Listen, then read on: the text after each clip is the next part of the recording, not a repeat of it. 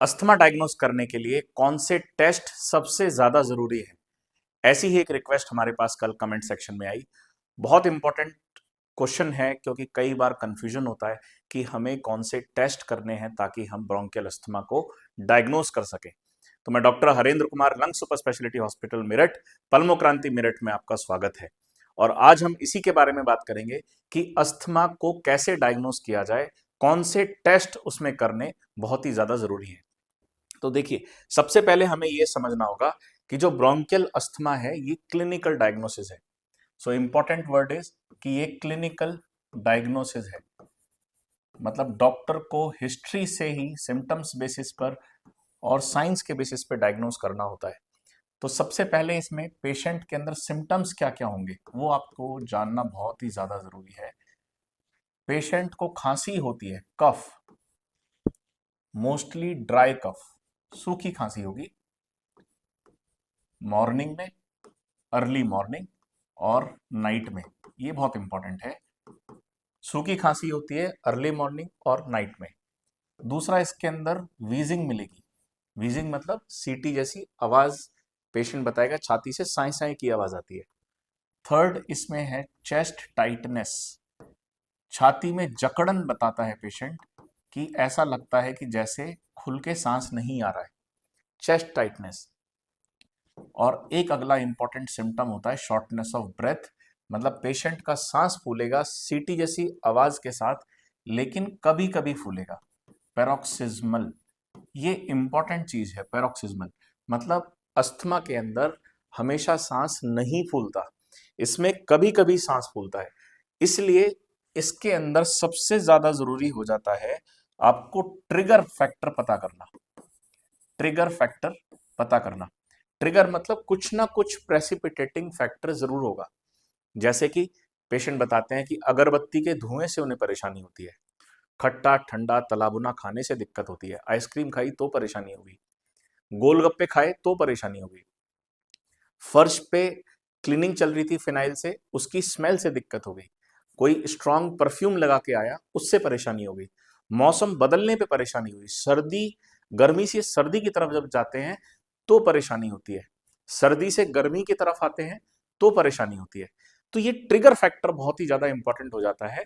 कई बार पेशेंट बताते हैं कि हमारे घर में पेंट हुआ था, उसकी वजह से दिक्कत हो गई, या घर के आसपास कुछ कंस्ट्रक्शन चल रहा है उसकी वजह से परेशानी हो गई। तो ये जो ट्रिगर है, ये जो प्रेसिपिटेटिंग फैक्टर है, ये मस्ट है अस्थमा के अंदर। सो ब्रोंकियल अस्थमा में ट्रिगर जरूर होता है जिसकी वजह से पेरोक्सिज्मल सिम्टम आते हैं। बीच में पेशेंट एकदम हेल्दी रहता है, लेकिन अटैक के टाइम पर सबसे ज्यादा भयंकर रूप ले लेती है bronchial asthma. So it's a clinical diagnosis. दूसरा इंपॉर्टेंट वर्ड इसके अंदर होता है वेरिएबिलिटी।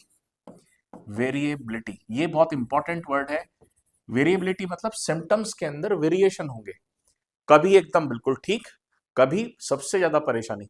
तो वेरिएबिलिटी इसके अंदर सबसे ज्यादा जरूरी होती है। और वेरिएबिलिटी हम चेक करते हैं पीक फ्लो मीटर से।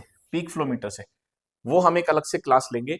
पीक फ्लो मीटर को कैसे उस पे उसके बेसिस पे कैसे वेरिएबिलिटी कैलकुलेट करते हैं, रिवर्सिबिलिटी कैलकुलेट करते हैं।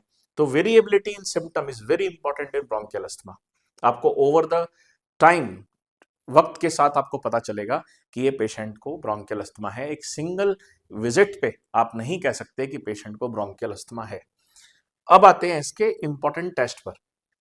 तो आपको सीबीसी कराना है, कंप्लीट ब्लड काउंट, जिसके अंदर आपको इओसिनोफिल लेवल चेक करने हैं, टोटल सीरम आईजीई चेक करना है, antibody against the serum IG आपको चेक करना है। एक्सरे, अस्थमा के अंदर एक्सरे यूजुअली नॉर्मल होता है, तो ये बहुत इंपॉर्टेंट चीज है। अस्थमा के अंदर एक्सरे नॉर्मल होता है, तो एक्सरे क्यों किया जाता है? ताकि हम और कोई डिफरेंशियल डायग्नोसिस को रूल आउट कर सके। फिर नेक्स्ट आता है पीएफटी, पल्मोनरी फंक्शन टेस्ट, बहुत ही ज्यादा जरूरी होता है। और इसके अंदर अगर मोर देन 12% रिवर्सिबिलिटी है, मोर देन 12% रिवर्सिबिलिटी, तो कुछ चीजें हो जाती हैं कि हम कह सकते हैं कि पेशेंट को ब्रोंकियल अस्थमा है। रिवर्सिबिलिटी का मतलब सांस की नली हमारी बंद हो गई ट्रिगर के बाद, जैसे ही इनहेलर दिया वो ओपन हो गई। तो ये जो चेंज इन डायमीटर है इसी को हम रिवर्सिबिलिटी बोलते हैं। मोर देन 12% है तो दैट इंडिकेट्स कि ब्रोंकियल अस्थमा हो सकता है। लेटेस्ट इन्वेस्टिगेशन, अभी जो टेस्ट आया है दैट इज फेनो, सांस की नली में इयोसिनोफिल लेवल बताता है।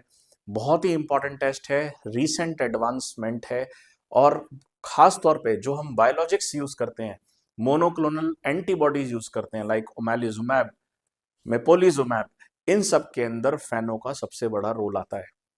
तो फेनो बहुत ही ज्यादा इंपॉर्टेंट है इयोसिनोफिलिक ब्रोंकियल अस्थमा को डायग्नोस करने के लिए।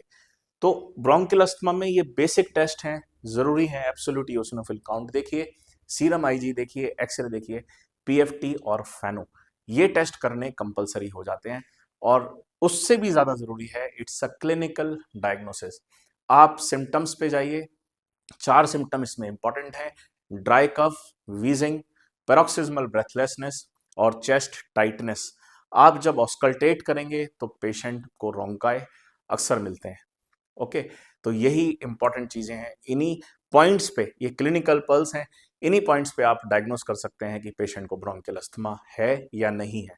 तो ऐसी ही जानकारी के लिए मेरे साथ आप बने रहिए, मेरे चैनल को फॉलो करते रहिए, सब्सक्राइब करते रहिए। मैं डॉक्टर हरेंद्र और भी इस तरह की वीडियोस आपके सामने लाता रहूंगा। Thank you so much.